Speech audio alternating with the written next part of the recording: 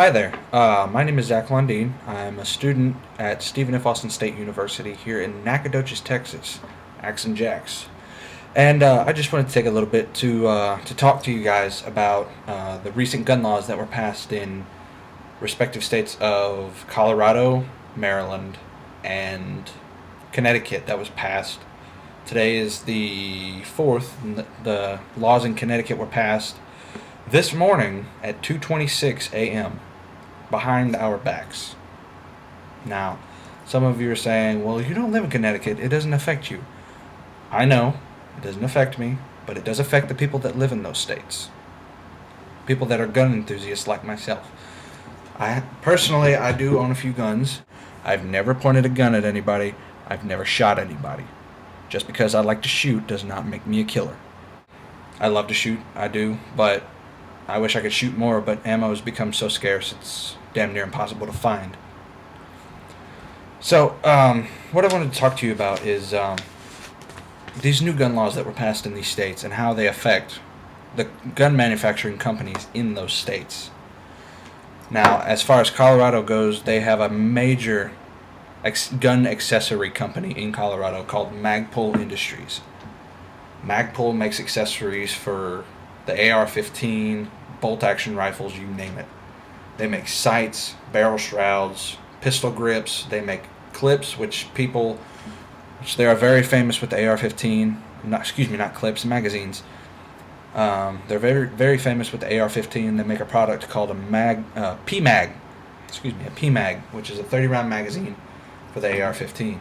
And now those are now illegal in Colorado. So, and many of the things that Magpul makes, well, almost all of the things Magpul makes are now illegal in Colorado. So that is forcing them to leave Colorado, thereby putting almost 1,000 people in Colorado out of work. And they have announced that they're looking at prospective moving places in Arizona and Texas. Now, Magpul, if you're watching this, come to Texas. We'd love to have you.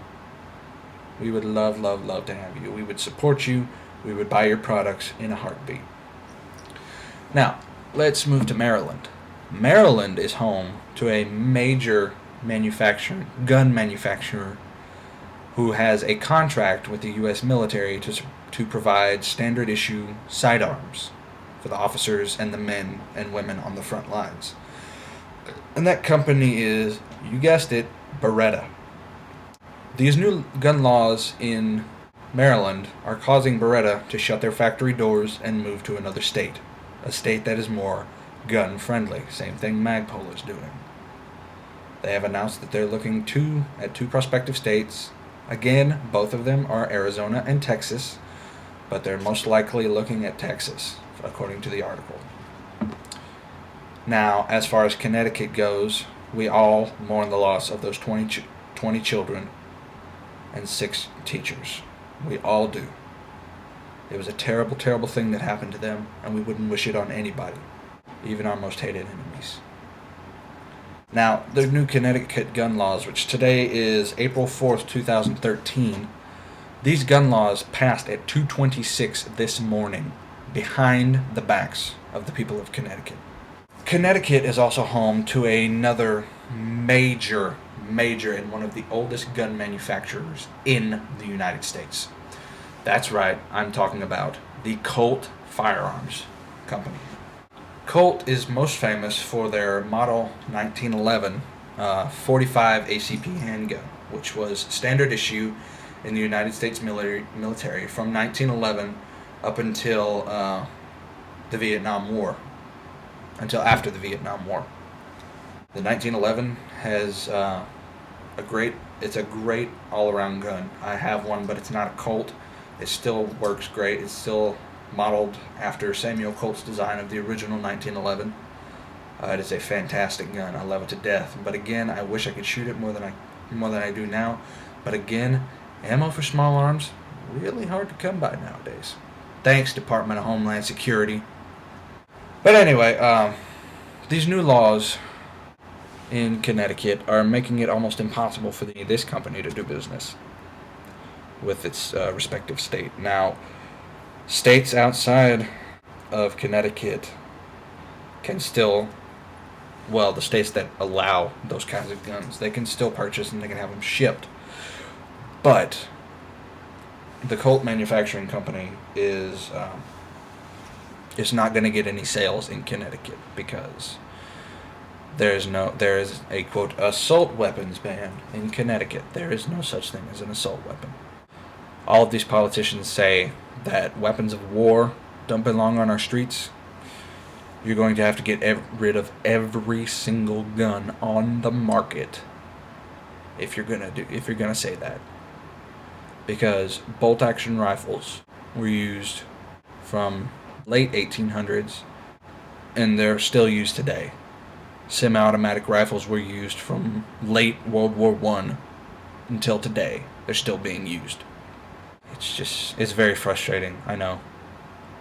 But these people claim that they're trying to create a safer society. Please, just leave us alone. Stop worrying about our lives. The members of the United Nations a couple days ago passed the UN Small Arms Treaty, and the president has been waiting to get his greedy little hands on it to sign over our Second Amendment rights to the UN. What the hell, man? That doesn't make any sense. Why would you sign over our rights to the UN? The UN doesn't need to concern itself with the American people's rights. Our rights are our own and are to be governed by our people, by our courts, and by our system of government. The UN should not have anything to do with the American rights. Now, a couple days ago, before it was passed in the UN, the United States Senate voted, before it was even signed as a treaty in the United Nations, the United States Senate voted against joining the Small Arms Treaty that is now set forth by the United Nations. But some senators, even though they know about this vote, are still trying to get us to join it. I don't understand that at all. The Senate already said no, yet you still want us to join it. We said no. A part of no do you not understand? I'm happy they voted no. I was scared to death when that vote came up. I was sitting on the edge of my seat. I was watching it on C-SPAN, and I was so scared. But I was so happy it came up 53-46 against the treaty. Now, I have a Constitution app on my phone, and I tried to find in the Constitution I found where it said, but it was not clear on how many votes was needed to ratify a treaty. It didn't say. Now, in the original Senate rules, it says to pass a bill onto the president, it has to have 2/3 vote. I don't know if that's true with treaties with other countries, so if you know, please leave it in the comments, and I appreciate it. Thank you. Other than that, if you're a huge gun advocate and you love to shoot and you love your Second Amendment rights, stay informed. Stay informed. Stay in touch with what's going on. I recommend that you subscribe, or I recommend that you join. Well, you could join the NRA, but the one I advocate most for is the National Association for Gun Rights. They got a lot more balls than the NRA. They're headed by a guy named Dudley Brown. Rand Paul is part of the National Association for Gun Rights, and so is Texas Senator Ted Cruz, which is too bad he can't run for president. But anyway, I digress. If you love your Second Amendment rights, fight for them. If you believe in the Bill of Rights, fight for it. Because they're starting to tear it away piece by piece. And if they try to repeal the Second Amendment, and somehow they miraculously succeed, they're going to have a fight on their hands. I don't think it's going to be one that they can win. What a lot of politicians fail to realize is that the Second Amendment was founded on the principles of war. It was founded so that the citizens of the United States could have a way to defend themselves against a tyrannical government. Now, a lot of people would say, and I'm sure a lot of you watching are going to say, oh, well, the United States would never do that. They would never turn against their own people. Tell that to the Native Americans. Took away their guns, and killed a bunch of them. George Washington even said once that a free people, I quote, a free people should not only be armed and disciplined, but should have sufficient arms and ammunition to maintain a status of independence from all of those who would seek to do them harm, including their own government. Now, if that doesn't say why the Second Amendment is needed, then I don't know what is. When he says that, you can really tell that the Second Amendment was meant for war. Oh yes, hunting and sportsmanship are a nice bonus, but that's not why it was put there. The Second Amendment was founded on the principles of war, and George Washington clearly states that. The founder of our country, the father of our country, our first president, said that. Think about that. They had just come out of a revolution. They put the Second Amendment in. The reason they put it in was because of King George. In 1775, King George passed a bill that said that all the colonists had to surrender their firearms. Didn't work out too well for him. Lexington and Concord the next year. Oh, actually, a couple months after that. Lexington and Concord, the shot heard round the world. Nobody knows who fired that first shot. It was one that ignited a revolution that changed the world. The greatest empire on the planet was defeated.